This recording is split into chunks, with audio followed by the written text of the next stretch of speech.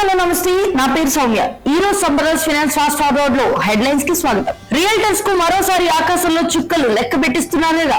గణనీయంగా పెరిగిన వాహనాల అమ్మకాలు, విదేశీయులకు చెల్లింపులు చేసేందుకు మరో సంచలన నిర్ణయం తీసుకున్న ఆర్బీఐ. జీఎస్టీను అమల్లోనికి తెచ్చి నేటికి 7 సంవత్సరాలు. స్టాక్ మార్కెట్ లో వీళ్ళిద్దరితో జాగ్రత్తగా ఉండాలని హెచ్చరించిన ఎన్ఎస్సీ.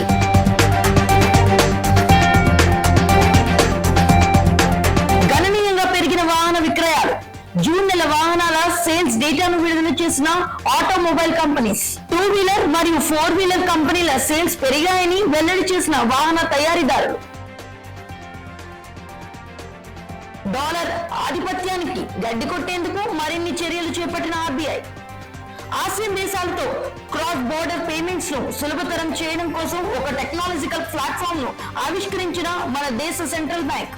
మలేషియా, సింగపూర్, థాయిలాండ్ మరియు ఫిలిప్పీన్స్ దేశాలకు యూపీఐ ద్వారా చెల్లింపులు చేసుకుని వెసులుబాటుకు వీటి ద్వారా అవకాశం ఉందని చెప్పిన RBI.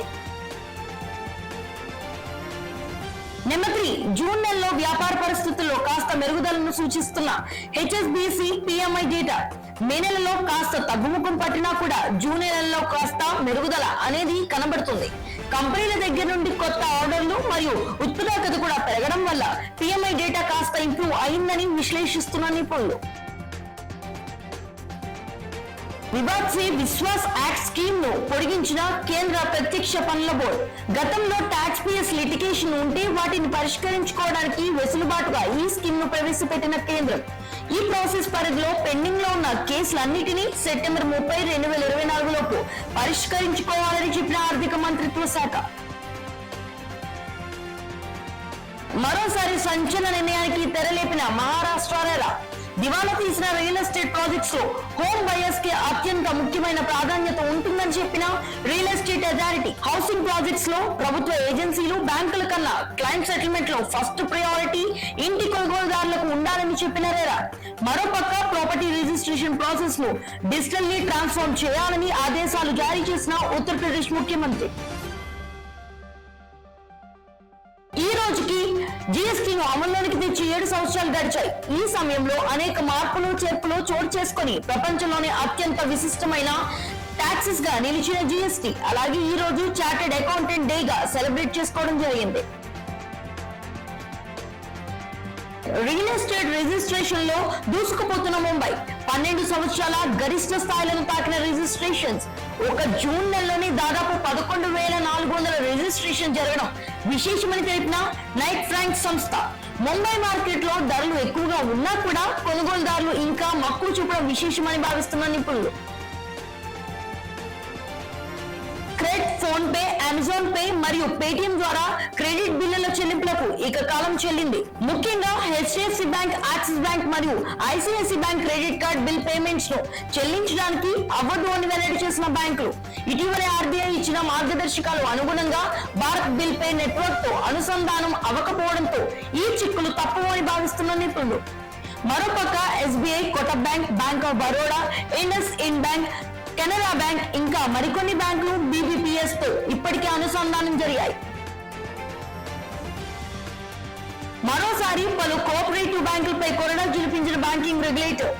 Gujarat Rajya Karmachari cooperative bank, Rohika cooperative central bank, national cooperative bank మరియు bank employees cooperative bank limited పై పెనాల్టీ విధించిన ఆర్బీఐ కేవైసీ నిబంధనలను, రిస్క్ కేటగరైజేషన్ నియమాలను పాటించలేదని చర్యలు తీసుకున్న ఆర్బీఐ. మరోసారి సంచలన నిర్ణయం తీసుకున్న సెబీ.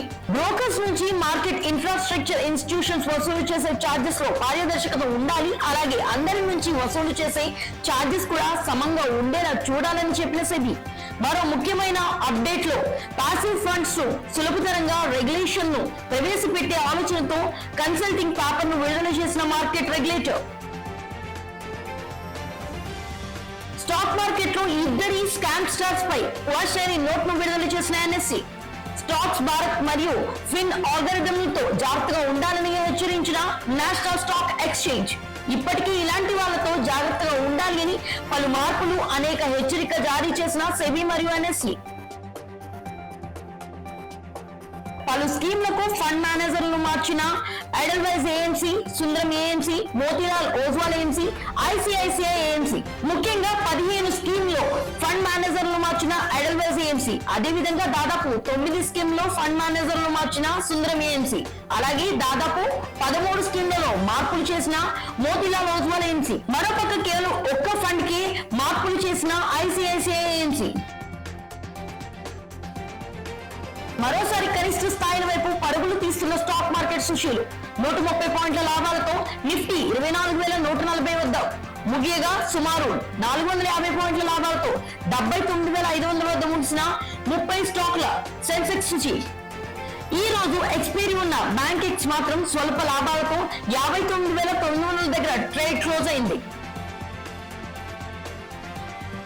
చిన్న మార్పులు ఉన్నప్పటికీ స్థిరంగా ఉన్న బిట్ కాయిన్ ధర ఒక బిట్ కాయిన్ $62,860 దగ్గర ఉండగా ఎథీరియం $3,468 దగ్గర ఉంది.